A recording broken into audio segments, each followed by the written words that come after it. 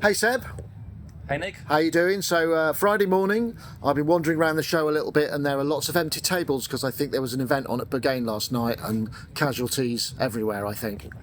I was a good boy last night and I didn't go drinking. I wanted to have a good night's sleep for the interview. It's a bit chilly here, but otherwise it's still the good old Superbooth. The good old diffused light Yuhi tent. Yeah. Yes. At least we're not looking at a screen because that was always very challenging. I know. So Seb, Centurion is out, right? Or nearly out? It's in production stage, so we hope to have it ready by late summer. But the manufacturer is on it, and we're waiting for it to do the run. So what is a 6 input, 2 output scan mixer? So a scan mixer is a bit like a mixer, but it's more like a router mixer. So what we have here is 6 inputs and 2 outputs. Each input has its own attenuator. You can feed both audio and CV through it. It's DC coupled. And now let's look at the basic functionality. So lane A corresponds to output A, lane B corresponds to output B. Right. So now we would have like these LEDs represent the 6 inputs, and now switching through. We are not hearing anything because it's display model, but I'll be showing it. There's no wires. It's much easier to see. Yeah. Exactly. So now input 1 goes to the output, and now input 2, 3, 4, 5, 6, and so on. Right. We're in discrete mode, so that means that it's either on or off. So it's like a routing matrix. Right. So switching. It's a switching, exactly. Now I can use the width parameter to increase the window width. That means that also adjacent signals will be passed through the output, like that. Okay, right. And if I switch from discrete to smooth, then you will see that we get a smooth crossfade-like behavior. So like you this. rather than you can bring in partial amounts of the Exactly, right. partials of the neighboring signals, and the more I increase the width, the more adjacent signal will be passed through. Right.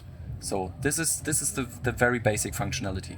And now each parameter here, like select and width, they both have CV inputs. They're down here, select and width. And each input has its own attenuator. It's bipolar, attenuator, of course. And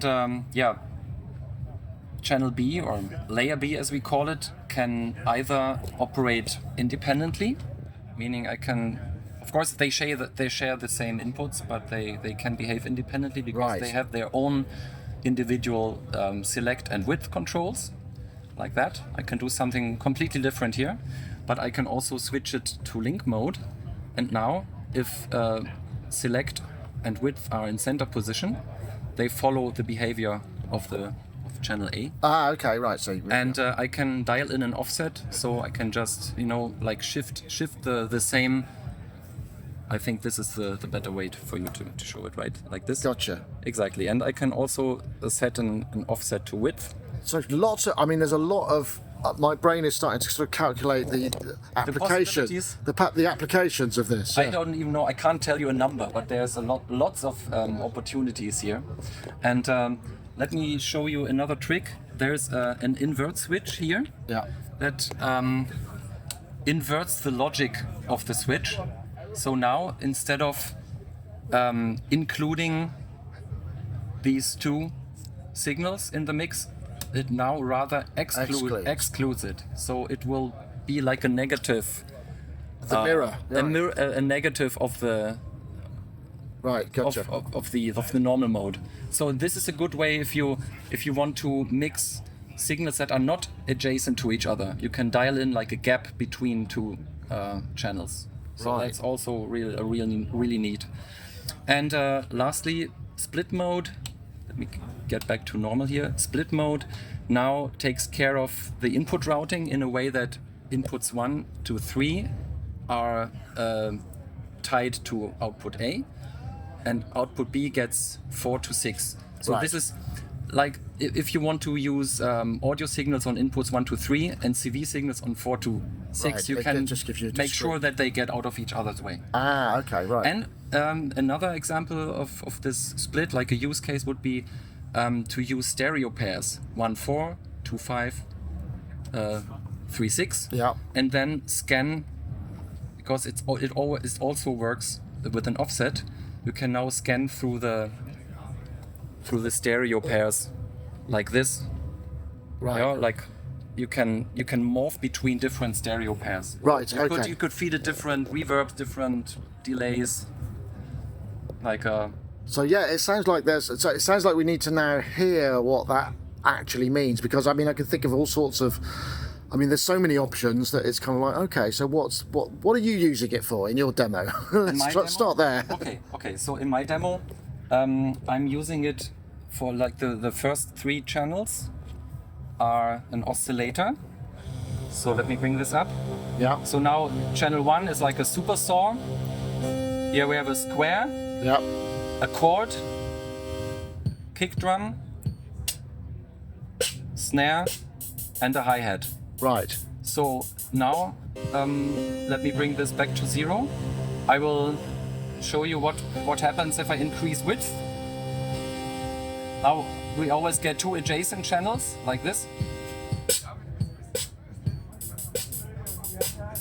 And of course, as I showed you with the smooth parameter, we can do this.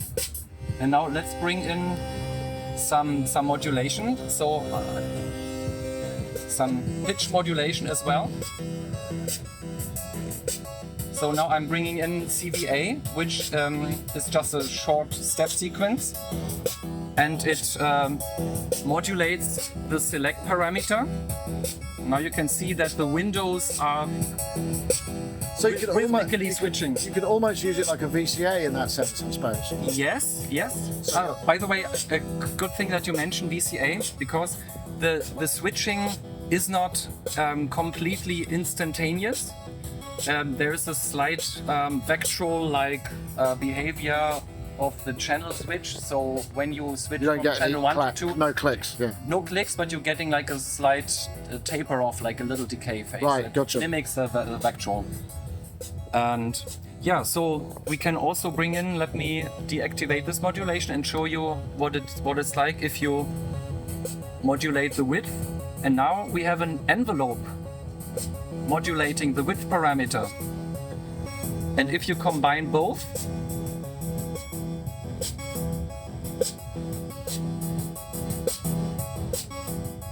you get this. And here we're listening to out A at the moment. Yeah. But the module also has an auxiliary output, and the auxiliary output can be switched to input, but I've configured it to output, and it will always give you the sum of the first 3, and auxiliary B will give you the sum of the second Okay. triplet. And now here, in this case, I'm just using all the oscillators and feed it through our filter, give it a bit of an envelope, and now bringing both together, you could do stuff like this.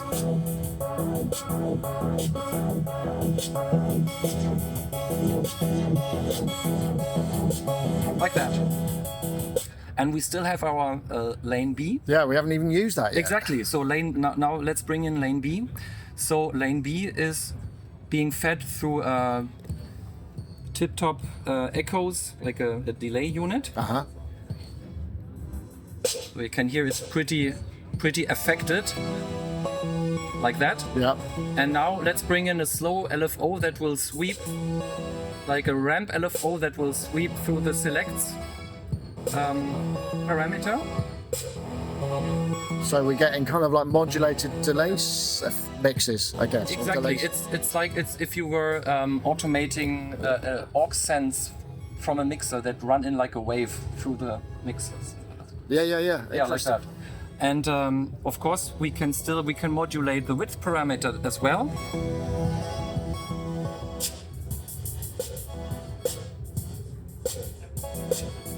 Okay, so and auxiliary out B carries the sum of all the percussions, which is like that. And bringing both together,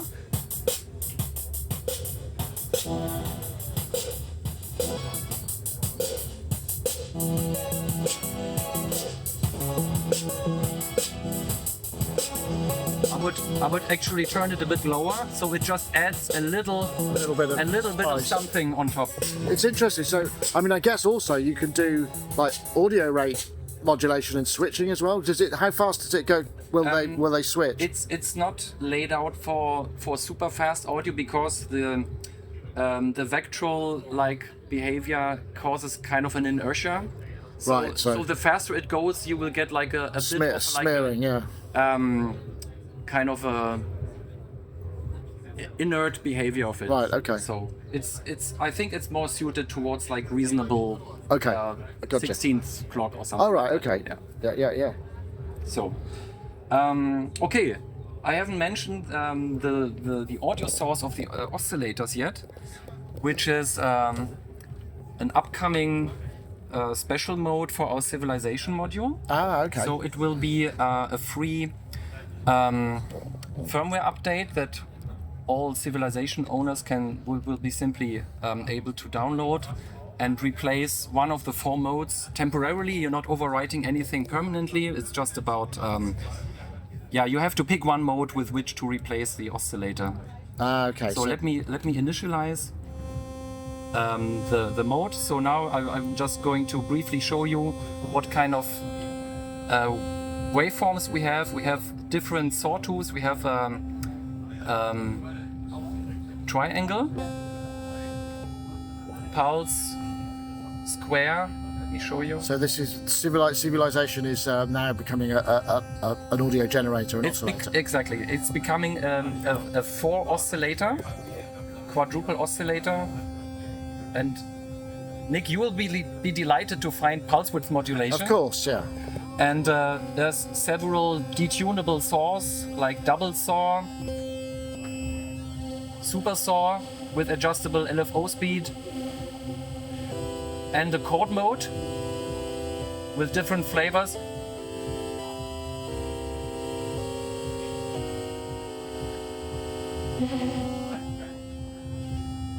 And the cool thing is, we have introduced the concepts of group. So if you want to control all 4 oscillators with just one control, you simply match the colors, so they are all in the same group. Now they are all in the orange so group. You can control it from a single CV. So now you only have to edit one group, and it will affect all other all other voices, and you can use it as a quad polyphonic oscillator, because each oscillator has its own pitch input. You can give them individual pitch information, but you could also do 2 duophonic patches, or 1 duophonic and 2 monophonic patches, or 4 monophonic patches, or 4 monophonic patches, and they are all independent of each other. And our 2 CV inputs, A and B, they can be used to control parameters like LFO depth, LFO speed, glide time, and there's a pitch input B, that you can use with your pitch band or with an LFO, or to transpose the whole effect. Excellent. So that's a forthcoming or an upcoming firmware. That's an upcoming firmware. We are currently finishing, like putting the finishing touches to it. So we hope to have it ready in summer as well. But Centurion is in production or nearing production? Centurion is currently in production in the early stages. Right, okay. Do you have any idea of what the price of Centurion might be? Well, Centurion will be about 400. Okay. Yeah. And available sometime in the near future. Hopefully late summer. Excellent.